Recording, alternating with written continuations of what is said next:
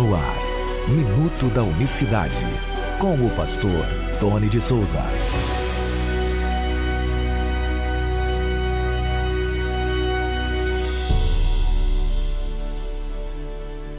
Olá, queridos, graça e paz da parte do nosso grande Deus e Salvador Jesus Cristo. Sejam bem-vindos a mais uma edição do Minuto da Unicidade nesta sexta-feira, 12 de setembro de 2025.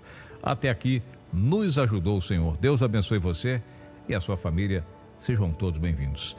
Ouça o que diz o apóstolo Paulo ao jovem pastor Timóteo. Ele diz: a qual ao seu tempo mostrará o bem-aventurado e único poderoso Senhor, Rei dos reis e Senhor dos senhores, aquele que tem ele só a imortalidade e habita na luz inacessível, a quem nenhum dos homens viu nem pode ver, ao qual seja a honra e poder sempiterno. Amém. Muito bem, eu li aqui 1 Timóteo capítulo 6, versos 15 e 16 apenas. Esse texto, principalmente o 16, é utilizado pelos defensores da doutrina trinitária ou unitarista, que é a dualista, né? Os que creem em dois, os testemunhas de Jeová estão entre eles. Esse texto para mostrar que Jesus não pode ser Deus. Por quê? Porque o texto diz: a qual nenhum dos homens viu e nem pode ver. Ou seja, nenhum dos homens viu esse que habita na luz inacessível e nem pode ver. Pronto. Tá aí, Tony, o Pai ninguém viu, nem pode ver. O Deus Todo-Poderoso ninguém viu, nem pode ver. A Ele, somente a Ele, seja a honra e poder sempiterno. Amém. Eu vou aqui me direcionar aos que creem na doutrina trinitária e refletir com vocês, segundo consta nos vossos textos, né, nos vossos, como é que eu posso dizer, materiais didáticos de teologia sistemática, para dizer para vocês, principalmente na cristologia, que usam os teólogos, que esse texto me foi enviado por teólogos. Vamos lá, veja bem. Vocês precisam desfazer, então, desconstruir, quer dizer que vocês estão acabando com a teologia sistemática na parte que ela define, né? Que Jesus é tão Deus, tão divino quanto o Pai. Diz que Ele é todo-poderoso também, que o Pai é todo-poderoso, o Filho é todo-poderoso, o Espírito Santo é todo-poderoso, o Pai é onipresente, o Filho é onipresente, o Espírito Santo, todos gozam dos mesmos atributos. Então, não vejo problema em afirmar que Jesus é Deus. Pelo menos, principalmente também para a teologia trinitária. Só para pensar aí, tá? Não pode dizer que Ele é Deus porque Deus nunca foi visto por ninguém? Tá, mas espera aí. 1 Timóteo, aí mesmo, na primeira carta, no capítulo 3, verso 16, diz que Deus foi manifestado em carne e os anjos viram esse fenômeno, fenômeno não, né? Eles viram essa maravilha. Esse grande feito, o maior feito da criação é Deus tomar a forma humana, se fazer carne e vir aqui. E morrer pelos nossos pecados, se entregar ao madeiro. Isso é o maior feito da humanidade, o maior acontecimento da história humana. Dito isto, o que vocês dizem do texto anterior a esse verso aqui, 16, o 15, que diz que ao seu tempo mostrará o único poderoso Senhor, único Senhor,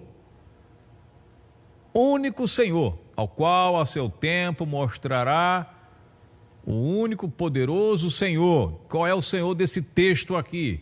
Porque Senhor, que eu saiba, nas Escrituras só tem uma só fé, um só Senhor. Efésios 4, Paulo não deixa brecha para que haja muitos senhores, e se tiver mais de um Senhor, no mesmo versículo aí de 1 Timóteo 15, diz: o único poderoso Senhor, Rei dos reis e Senhor dos senhores. Olha só, né? Esses questionamentos, volto a dizer aqui, não leva para o campo da ofensa, porque essas perguntas sobre o texto sagrado, isso é uma regra básica da teologia. Lançar perguntas sobre o texto é regra básica para se entender qualquer texto, principalmente quando a matéria for teologia. Isso é regra de filosofia, tudo que trabalha com texto, filosofia, história, sabe? Então ele é Rei dos Reis, o único Senhor, quer dizer, não tem outro Senhor, é o único Senhor, é o único que é digno de receber a honra, a glória, o poder sempiterno, né? E é Rei dos Reis e Senhor dos Senhores. Além dele ser o único Senhor, ele é Senhor de todos os outros. É o único porque não tem outro igual. Quando nós passamos aqui os dias dizendo que Jesus é Deus e mostrando através de textos, mostrando que ele é o Jeová dos Exércitos, que é o Deus de Israel, as pessoas duvidam. Muitos questionam. Muitos não aceitam. Eu vou mostrar para você aqui, que usou o verso 15 para dizer assim, olha, ninguém viu, né, o verso 16, perdão, que diz que ninguém viu nem pode ver. Só que o próprio texto, se você fizer uma exegese do próprio texto, você vai ver as condições, que ele habita numa luz inacessível. É aonde ele habita, é nesse lugar aí que nenhum homem pode ver. Não viu, não pode ver. E ele está falando aqui, né, ele está usando aqui uma figura de linguagem, ele está usando aqui, nesse texto, uma hipérbole, que é quando você, né, muitos textos nas escrituras nós vemos como uma hipérbole, para dizer assim, ó, a humanidade não vê Deus nessa condição, mas é claro que teve homens que viram. Eu já vou mostrar para você um que viu. Poucos homens viram isso. Primeiro, Moisés, ele pede para ver a face de Deus, a glória de Deus, nessa condição. É negado para ele.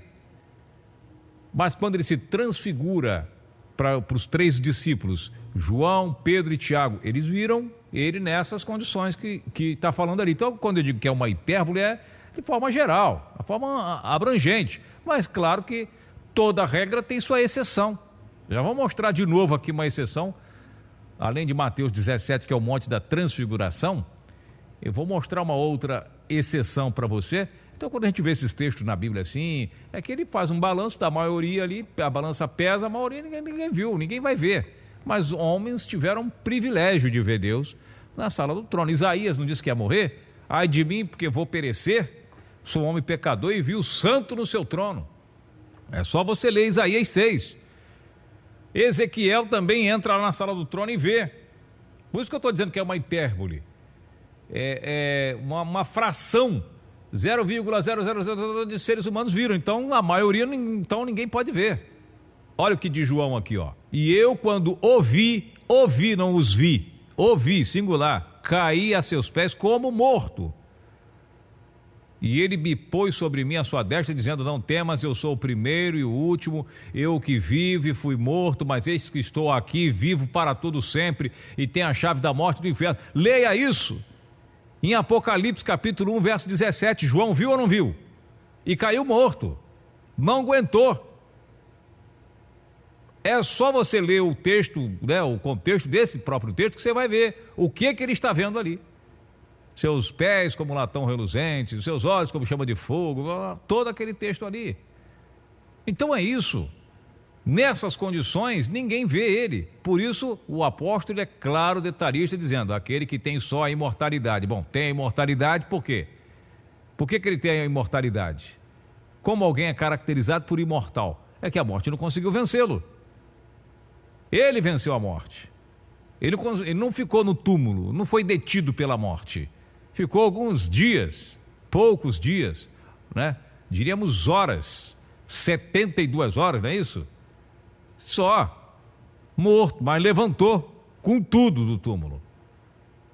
Então ele diz, aquele que tem, ele só ele tem a imortalidade. E habita na luz inacessível, a quem nenhum dos homens viu nem pode ver, o qual seja honra e poder sempiterno. Ele é Rei dos Reis e Senhor dos Senhores, único poderoso Senhor, Rei dos Reis e Senhor dos Senhores. Nós estamos vendo nitidamente o apóstolo Paulo mostrando pelas Escrituras, falando, aliás, afirmando que ele que Jesus Cristo é Rei dos Reis, Senhor dos Senhores, que habita na luz inacessível, ninguém pode ver nessas condições. Então é isso. Fica aí esse texto para sua análise, sua reflexão. E eu tenho certeza absoluta que Deus vai falar muito mais com você. Eu vou ficando por aqui, desejo a você um excelente final de semana, conto com as suas orações, com o seu apoio, com o seu carinho.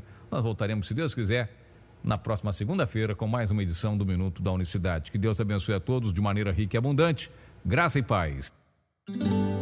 Minuto da Unicidade.